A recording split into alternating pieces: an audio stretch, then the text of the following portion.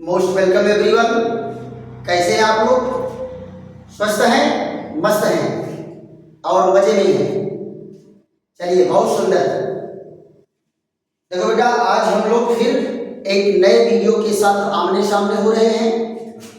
पिछले वीडियो में हमारी आपकी चर्चा हुई थी कि प्रोटीन क्या है, प्रोटीन का जैविक महत्व क्या है, प्रोटीन का इकाई अणु क्या है और अमीनो अम्ल का वर्गीकरण। अमीनो अम्ल क्या होता है और अमीनो अम्ल का वर्गीकरण हम लोग पढ़े थे। देखो बेटा, आपको मैं बताया था कि अमीनो अम्ल क्या है, प्रोटीन का इकाई अणु है। प्रोटीन का इकाई अणु, और जो इकाई अणु होता है उसे क्या कहते हैं? मोनोमर। इकाई अणु को क्या कहते हैं? मोनोमर। तो मोनोमर कैसे जुड़ करके बहुलक बनाते हैं, पॉलीमर बनाते हैं, इसके बारे में हम लोगों को आज चर्चा करनी है। पेप्टाइड बंध क्या होता है, इसकी चर्चा करना है। अमीनो अम्ल की प्रकृति क्या होती है, उसका अध्ययन करना है। उसमें 3 पॉइंट बेटा बहुत ही जीनियस हैं, जो पेपर में बहुत ज्यादा पूछे जाते हैं। तो सबसे पहले हम लोगों की चर्चा होगी कि आखिर प्रोटीन होता क्या है। प्रोटीन होता क्या है? तो यहां जरा देखो, प्रोटीन को क्या कहा जाएगा? अमीनो अम्लों का बहुलक है। ये क्या है बेटा?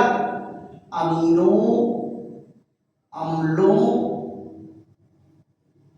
का बहुलक है। बहुलक, बहुलक को अंग्रेजी में कहते हैं पॉलीमर। क्या कहते हैं? पॉलीमर। क्या है? बहुलक है। प्रोटीन क्या है? अमीनो अम्ल का बहुलक है। देखो बेटा, जब कोई अणु जुड़ करके आपस में जुड़ जुड़ करके एक लंबी चेन स्ट्रक्चर बना लेता है, श्रृंखला रचना बना लेता है, तो उस श्रृंखला रचना को क्या कहते हैं? श्रृंखला रचना को कहते हैं बहुलक। क्या कहते हैं? पॉलीमर। राइट। तो अमीनो अम्ल क्या होते हैं, इस पर तो हमारी आपकी चर्चा हुई है। और ये बहुलक बनते कैसे हैं, किस बंध से जुड़ते हैं? जिस बंध से जुड़ते हैं उसको क्या कहते हैं? Peptide bond. क्या कहते हैं? Peptide bond. क्लियर? तो अगर कोई आपसे एक लाइन में पूछे कि प्रोटीन क्या है, तो क्या कहेंगे? अमीनो अम्लों का बहुलक। अमीनो अम्लों का बहुलक। अब यहां जरा देखो, चर्चा हम लोग किस पर क्या करेंगे? पेप्टाइड बंध। पेप्टाइड बंध। राइट। पेप्टाइड बॉन्ड क्या होता है, इस पर हमारी आपकी चर्चा चलेगी। Peptide bond, peptide bond. Amino अम्लों के अंगों के बीच पेप्टाइड बंध बनता है। क्या कहते हैं? 2 अमीनो अम्ल, 2 अमीनो अम्ल के अणु, अमीनो अम्ल के अणु पेप्टाइड बंध द्वारा परस्पर जुड़ते हैं। परस्पर जुड़ते हैं। किस बंध द्वारा जुड़ते हैं? पेप्टाइड बंध द्वारा जुड़ते हैं। एक अमीनो अम्ल, एक अमीनो अम्ल के अमीनो समूह, अमीनो समूह के हाइड्रोजन और दूसरे अमीनो अम्ल दूसरे अमीनो अम्ल के अम्ल समूह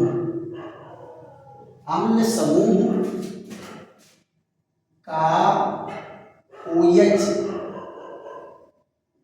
जल के रूप में विस्थापित होता है,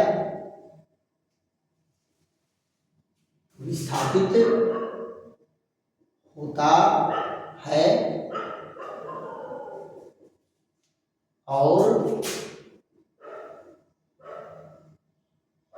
पेप्टाइड बंध बनता है। क्या कहे बेटा? दो अमीनो अम्ल पेप्टाइड बंध द्वारा परस्पर जुड़ते हैं। एक अमीनो अम्ल के अमीनो समूह के हाइड्रोजन और दूसरे अमीनो अम्ल के अम्ल समूह का OH जल के रूप में विस्थापित होता है और पेप्टाइड बंध बनता है। जरा यहां देख लो, ये है एक अमीनो अम्ल का ये OH समूह NH2 और ये दूसरा अमीनो अम्ल है, इसका क्या है? हाइड्रोजन। ये देखिए COOH। ये आपस में देखो, इसका OH, अरे इसका H और इसका OH, ये दोनों क्या बनाया? ये भी क्या है? अमीनो एसिड है और ये भी क्या है? अमीनो एसिड है। ये दोनों अणु में से अमीनो का H और अम्ल का OH जल के अणु के रूप में निकला और बना क्या? यहां देखो NH2CrH और CONH और यहाँ RH और COOH। देखो बेटा, ये जो बांड बना है, इसी बांड को पेप्टाइड बांड कहते हैं। ये कौन सा बांड है? पेप्टाइड बांड है। क्लियर? तो अमीनो अम्ल के अणु जिस बंध द्वारा जुड़ते हैं, उस बंध को क्या कहते हैं? पेप्टाइड बंध कहते हैं। क्लियर? इसके बाद बेटा आती है कि आखिर इनकी कहानी कैसे बनेगी। देखो, दो अमीनो अम्ल के जुड़ने पर जो रचना बनती है वो डाइपेप्टाइड। क्या कहेंगे?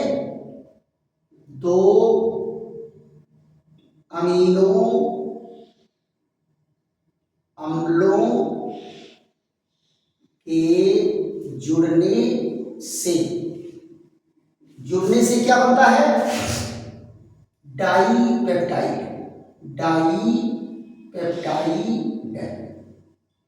डाइपेप्टाइड। तीन अमीनो अम्लों के जुड़ने से क्या बनता है? ट्राइपेप्टाइड।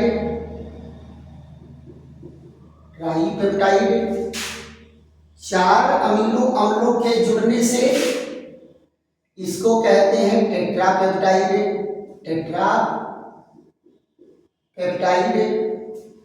और बहुत से अमीनो अम्लों के जुड़ने से क्या बनता है? पॉलीपेप्टाइड। क्या बनता है? पॉलीपेप्टाइड चेन बन करके तैयार होता है। क्लियर? जब दो अमीनो अम्ल जुड़ेंगे तो उसको डाइपेप्टाइड कहेंगे, और जब तीन ठो जुड़ेंगे तो ट्राइपेप्टाइड, चार जुड़ेंगे टेट्रापेप्टाइड, और बहुत सारे जुड़ेंगे तो क्या कहलाएगा? पॉलीपेप्टाइड कहलाएगा। है ना? इनको बेटा क्या कहते हैं? अगर आप चेन के आधार पर देखेंगे तो चेन के आधार पर ये कौन है? डाइमर है। ये कौन है? ये ट्राइमर है। ये टेट्रामर है, ये क्या है, टेट्रामर। और ये बहुत सारे जुड़ गए तो ये क्या कहलाता है, पॉलीमर। तो पॉलीपेप्टाइड की जो चेन है वो क्या कहलाती है, पॉलीमर होती है। क्या होती है, पॉलीमर। और पॉलीमर को ही हिंदी में क्या कहते हैं, पॉलीमर को ही हिंदी में कहते हैं बहुलक। क्या कहते हैं, बहुलक। क्लियर। अब जरा देखो हिंदी में क्या कहेंगे, अगर हिंदी में कहेंगे तो ये क्या हो जाएगा, हिंदी में कहेंगे द्विलक। क्या कहेंगे, द्विलक। और इसको क्या कहेंगे, त्रिलक। क्या कहेंगे, त्रिलक। इसको क्या कहेंगे, चतुर्लक। क्या कहेंगे, चतुर्लक। और ये क्या हो गया, बहुलक, यानी बहुलक। तो ये श्रृंखला का नाम है, ये बंध के आधार पर है, ये श्रृंखला का नाम है। तो आप जरा बताओ, पॉलीपेप्टाइड अगर श्रृंखला आपको दिखाना है तो क्या करेंगे, यहां पॉलीपेप्टाइड श्रृंखला को कैसे दिखाएंगे। यहां देखिए ये है पॉलीपेप्टाइड श्रृंखला, पॉलीपेप्टाइड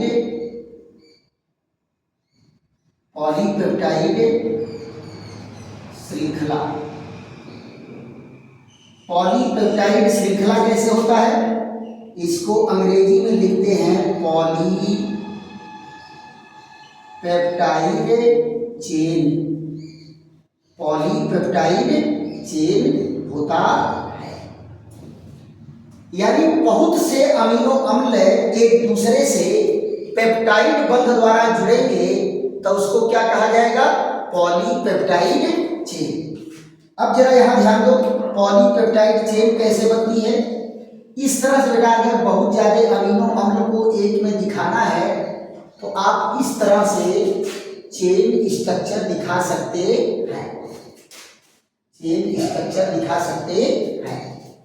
ध्यान दो बेटा, यहां क्या करेंगे, ये है NH2 और ये CRH और ये क्या है, CO, NH, CRH, CO, NH और ये CR और H, ये है CO, NH और CRH, CO, NH, यहाँ R और H, CO, NH, CR और H, CO, NH और CR और ये H और ये क्या होगा, COOH। देखो बेटा ये लंबी चेन बन करके तैयार हो गई किसकी, पॉलीपेप्टाइड श्रृंखला बन करके। अब आप जरा यहां देखो, ये जो बांड है ये क्या है, पेप्टाइड बांड है। ये जो बांड है ये पेप्टाइड बांड है। ये बांड किसका है, पेप्टाइड बांड है। तो जरा देखो ये पॉलीपेप्टाइड चेन बना कि नहीं बना, ये पेप्टाइड बॉन्ड है, राइट। अब इनमें क्या होता है, आप जरा देखो, ये पॉलीपेप्टाइड चेन जो बन के तैयार हुई, पॉलीपेप्टाइड चेन, पॉलीपेप्टाइड चेन जो बन करके तैयार हुई, इसका एक किनारा क्या होगा, ये जो एक किनारा है इसको कहते हैं एसिड एंड। एसिड एंड, एक किनारा अम्ल वाला होता है और दूसरा किनारा क्या होता है, इसको कहते हैं अमीनो एंड। क्या कहते हैं, अमीनो एंड कहते हैं। तो ये क्या होगा, पेप्टाइड बॉन्ड कैसे बना, पॉलीपेप्टाइड, डाइपेप्टाइड, टेट्रापेप्टाइड क्या होते हैं, ये हो गया। और फिर पॉलीपेप्टाइड चेन कैसे बनती है, ये रचना हो गई। और फिर हमारी आपकी चर्चा किस पर चलेगी? अमीनो अम्लों के गुण पर चलेगी, प्रकृति पर चलेगी, है ना। तो अमीनो अम्लों के 3 गुण के बारे में हम लोगों को पढ़ना है और बहुत बेहतरीन ढंग से स्टडी करनी है। और ये 3 के तीनों हेडिंग बेटा इंपॉर्टेंट है। ये हेडिंग तो इंपॉर्टेंट है ही, फिर तीनों हेडिंग जो आपको मैं पढ़ाने जा रहा हूँ ये तीनों हेडिंग इंपॉर्टेंट है। जरा आइए देखते हैं क्या है। प्रोटीन के गुण, प्रोटीन के गुण। देखो बेटा, आप स्क्रीनशॉट भी ले सकते हो और वीडियो को रोक करके भी आप नोट कर सकते हैं। और बार बार मैं आपको एडवाइस देता हूं कि आप 2 बार 3 बार इसको देख करके खूब ढंग से समझ लीजिए और उसके बाद जो है नोट बनाइए, डायरी जरूर नोट मेंटेन करिए। क्यों? क्योंकि ये आगे आपको बहुत हेल्प करेगा। आगे के क्लासों में अगर आप बीएससी करोगे तब भी हेल्प करेगा, बीटेक करोगे तब भी हेल्प करेगा। ये आगे के क्लास में जबरदस्त हेल्प करने वाले पॉइंट हैं। अब कंपटीशन में भी आएगा, कंपटीशन में भी जबरदस्त। तो यहां पर हम लोग क्या अध्ययन करते हैं? प्रोटीन के गुणधर्म, प्रोटीन के गुणधर्म। इसमें जरा देखो, एक के पहला पॉइंट हम लोग देखते हैं क्या? प्रकाशिक समावयवता। प्रकाशिक समावयवता, प्रकाशिक समावयवता का गुण प्रदर्शित करता है, यानी ऑप्टिकल आइसोमर, ऑप्टिकल आइसोमेरिज्म का गुण शो करता है। प्रकाशिक समावयवता शो करता है। तो देखो बेटा, आप लोगों को मैं बताया था कि किसी भी यौगिक को प्रकाशिक समावयवता का गुण प्रदर्शित करने के लिए, प्रकाशिक समावयवता का गुण प्रदर्शित करने के लिए कुछ उसमें गुण होना जरूरी है। पहला क्या गुण होना चाहिए? पहला गुण है कायरल कार्बन, कायरल कार्बन की उपस्थिति, कायरल कार्बन की उपस्थिति। दूसरा क्या होना चाहिए? असममित रचना, असममित रचना होनी चाहिए, असममित रचना होनी चाहिए। तीसरा क्या होना चाहिए? दर्पण प्रतिबिंब होना चाहिए, दर्पण प्रतिबिंब, यानी इसकी जो 2 रचनाएं होती हैं दोनों एक दूसरे की मिरर इमेज होनी चाहिए। और चौथी क्या है? अध्यारोपित रचना होनी चाहिए, अध्यारोपित, यानी नॉन सुपर इम्पोजिबल रचना होनी चाहिए, अध्यारोपित रचना होनी चाहिए। अध्यारोपित का मतलब क्या होता है बेटा? अगर एक मॉलिक्यूल को दूसरे मॉलिक्यूल के ऊपर रख दिया जाए तो वो पूरा का पूरा उसको ढक न पाए। अब पूरा का पूरा अगर नहीं ढक पाएगा तो उसको कहेंगे अध्यारोपित रचना। चाहिए बताओ, ये हाथ का पंजा है, इसके ऊपर अगर इसको ऐसे रखोगे तो ये पूरा का पूरा ढक लिया, नहीं ढक लिया। लेकिन अब दोनों हाथ के पंजों को अगर ऐसे रखोगे तो ये दोनों क्या है? नॉन सुपर इम्पोजिबल है, ये पूरा का पूरा एक दूसरे को ढक नहीं पाएंगे। तो यहां देखो, अमीनो अम्लों में प्रकाशिक समावयवता के गुण होता है। तो क्या कहेंगे? यहां क्या है? ग्लाइसिन, ग्लाइसिन को छोड़कर एक अमीनो अम्ल, ग्लाइसिन को छोड़कर शेष अमीनो अम्ल, शेष अमीनो अम्ल प्रकाशिक समावयवता, प्रकाशिक समावयवता प्रदर्शित करते हैं।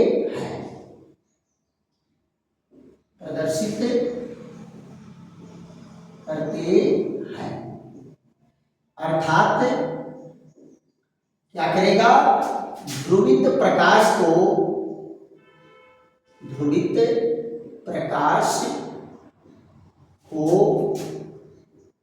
बाईं या दाईं ओर घुमाने की प्रवृत्ति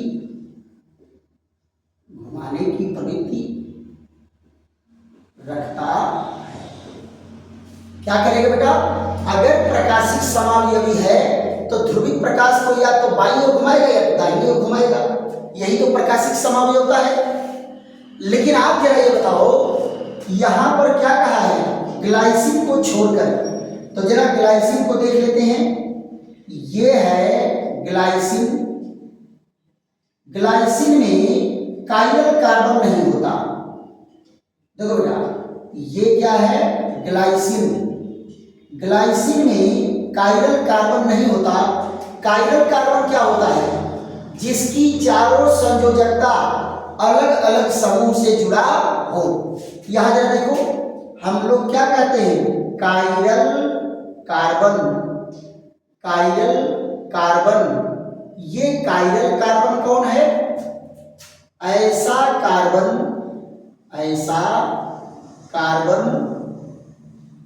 जिसकी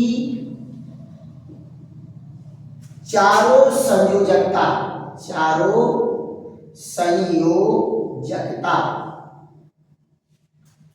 भिन्न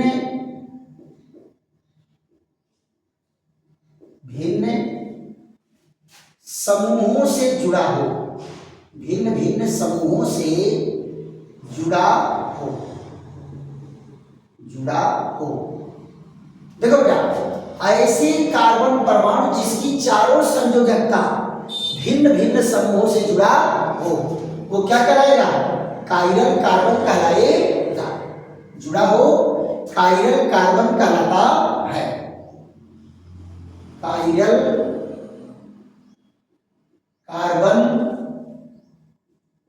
कहलाता है। Chiral carbon. अब देखो बेटा, चारों संयोजकता भिन्न समूह, तो ये दोनों समान है कि नहीं है?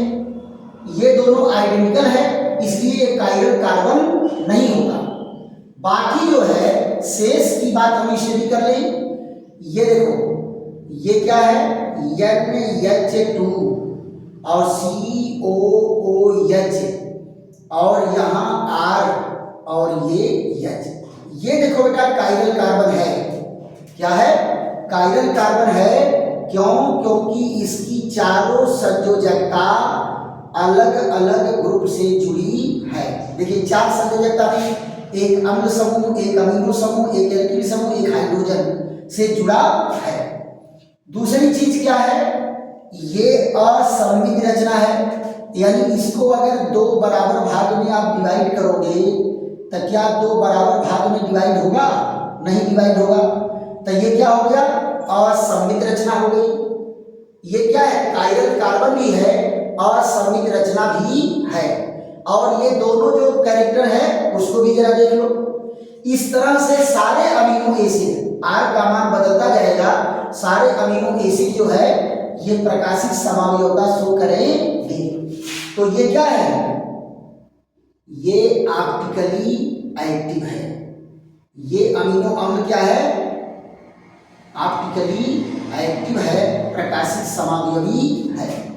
जरा ध्यान दो बेटा, ये है अमीनो अम्ल। यहां देखो, अमीनो अम्ल की आणविक रचना। ये है R, ये है COOH और ये NH2 और यहाँ H।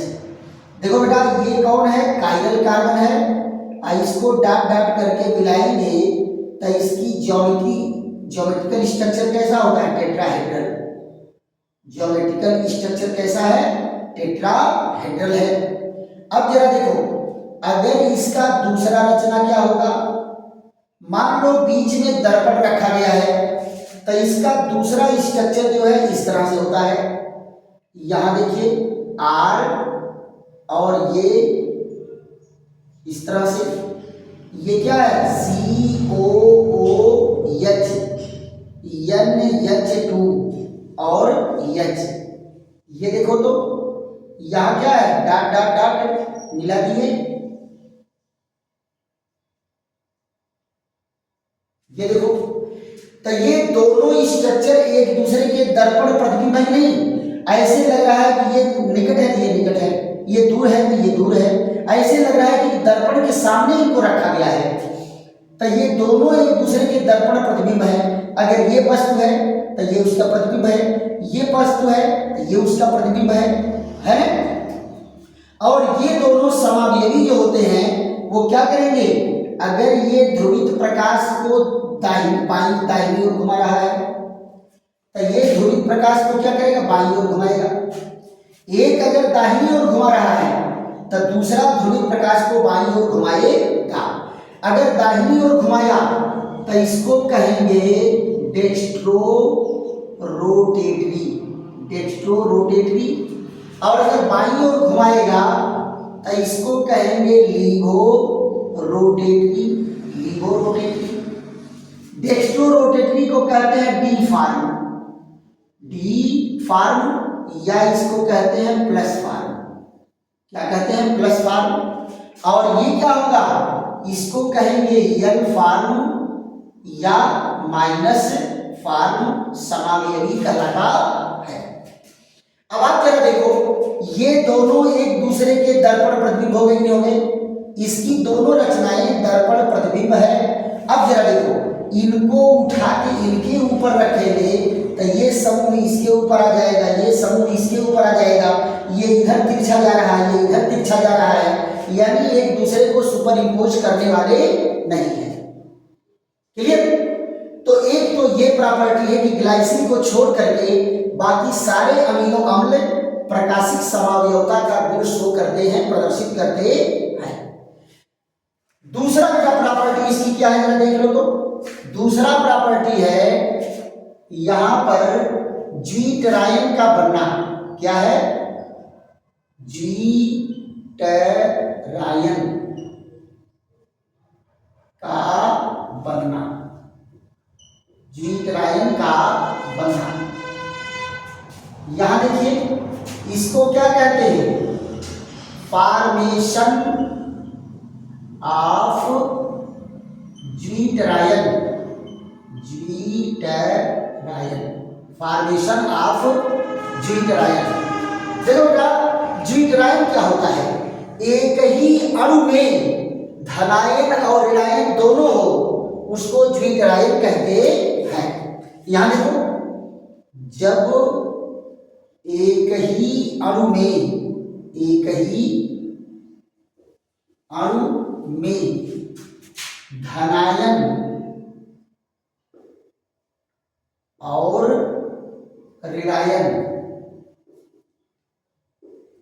धनायन और ऋणायन दोनों हो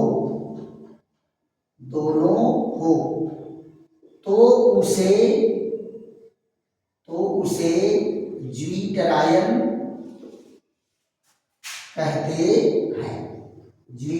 कहते हैं।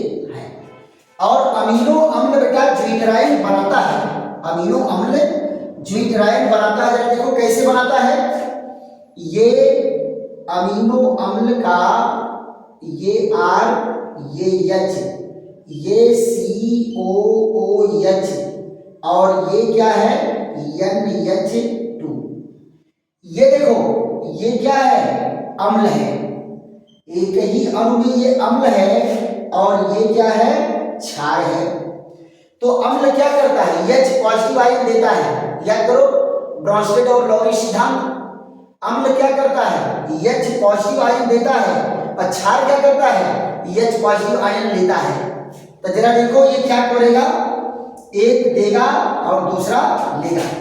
तो ये अमीनो ग्रुप हाइड्रोजन को लेकर के बना दिया NH3 पॉजिटिव, और यहां जगह देखो ये, और ये दे करके क्या हो गया, H नेगेटिव। क्या हो गया, ये COO नेगेटिव। अब जरा देखो, एक ही अणु में धनायन और ऋणायन दोनों बन गए, नहीं बन गया? ये धनायन और ये ऋणायन, इसी रचना को कहते हैं द्विटरायन। क्या कहते हैं? द्विटरायन कहते हैं। तो अमीनो अम्लों में द्विटरायन बनाने की प्रवृत्ति होती है। कौन सी प्रवृत्ति होती है? द्विटरायन बनाने की प्रवृत्ति होती है। आशा है कि आप लोगों को ये वीडियो समझ में आ रहा होगा, और अगर वीडियो समझ में आ रहे हैं तो आप इसको क्या करिए, खूब लाइक करिए, शेयर करिए, सब्सक्राइब करिए, दोस्तों मित्रों को सेंड करिए, फोन करके कहो कि खूब धुआंधार केमिस्ट्री पढ़ाई जा रही है। किस चैनल पर? राधेश्याम केमिस्ट्री वाले। राधेश्याम केमिस्ट्री वाले चैनल को ढूंढ करके देखो और खूब वीडियो देख देख करके नोट तैयार करो और यूपी बोर्ड की बढ़िया तैयारी करिए और कमेंट भी करिए। अगर मान लो कहीं कुछ समझ में नहीं आ रहा है, कोई प्रॉब्लम अगर बढ़िया लग रहा है, तब तो बढ़िया बढ़िया कमेंट करो, है ना? एक ही केवल रिक्वेस्ट रहता है बेटा कि मैं टीचर हूं, तो टीचर को कभी उल्टा सीधा गाली गलौज का कमेंट मत करिएगा। आप मुझसे लाख चलिएगा तो एक डायरी खरीद लीजिएगा, अब मेरे नाम से खूब गाली लिखिएगा, है ना? है कि नहीं? लेकिन यह है कि वीडियो पर जो है टीचर को उल्टा सीधा कहना अच्छी बात नहीं होती है। हाँ, ये है कि अगर कहीं आपको परेशानी लग रही है, कोई चीज समझ में नहीं आ रहा है, तो आप उसको कहिए कि इसको जो है बेहतर ढंग से समझाया जाए, और आपकी बातें सुनी जाएंगी और उस पर अमल भी होगा।